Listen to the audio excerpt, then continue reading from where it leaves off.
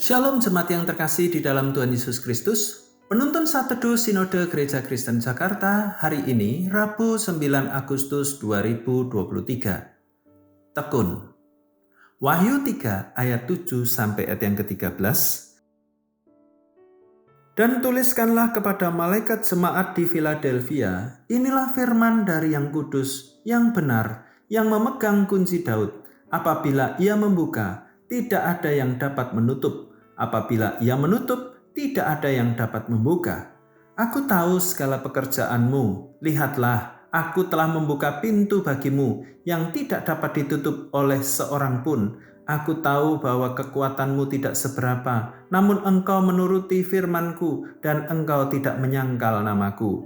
Lihatlah, beberapa orang dari jemaah iblis, yaitu mereka yang menyebut dirinya orang Yahudi, tetapi yang sebenarnya tidak demikian, melainkan berdusta, akan kuserahkan kepadamu. Sesungguhnya aku akan menyuruh mereka datang dan tersungkur di depan kakimu dan mengaku bahwa aku mengasihi engkau. Karena engkau menuruti firmanku untuk tekun menantikan aku, maka aku pun akan melindungi engkau dari hari pencobaan yang akan datang atas seluruh dunia untuk mencobai mereka yang diam di bumi.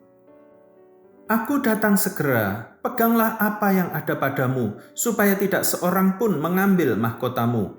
Barang siapa menang, ia akan kujadikan soko guru di dalam bait suci Allahku, dan ia tidak akan keluar lagi dari situ, dan padanya akan kutuliskan nama Allahku, nama kota Allahku, yaitu Yerusalem baru, yang turun dari sorga, dari Allahku, dan namaku yang baru. Siapa bertelinga, hendaklah ia mendengarkan apa yang dikatakan Roh kepada jemaat-jemaat.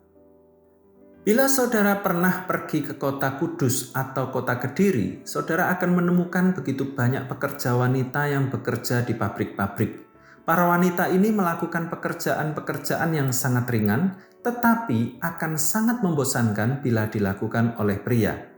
Mungkin Tuhan memberikan karunia khusus kepada wanita untuk memiliki ketekunan dalam melaksanakan pekerjaan rutin yang itu-itu saja.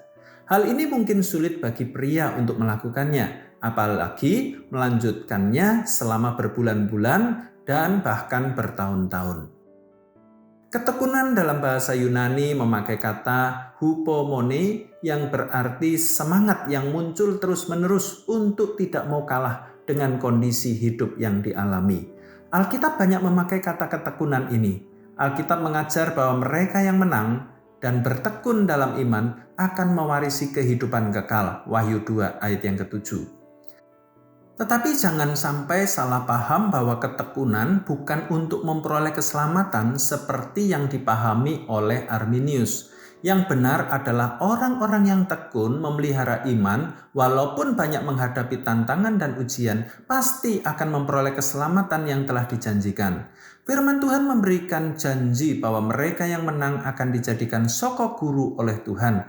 Yang menarik adalah bahwa di balik pujian kepada jemaat Philadelphia ini, Tuhan juga memberikan janji bahwa Ia akan melindungi mereka dari hari pencobaan yang akan datang atas seluruh dunia. Bagaimana dengan saudara? Masihkah saudara bertekun di dalam memelihara iman kepada Yesus Kristus? Tidak mudah memang.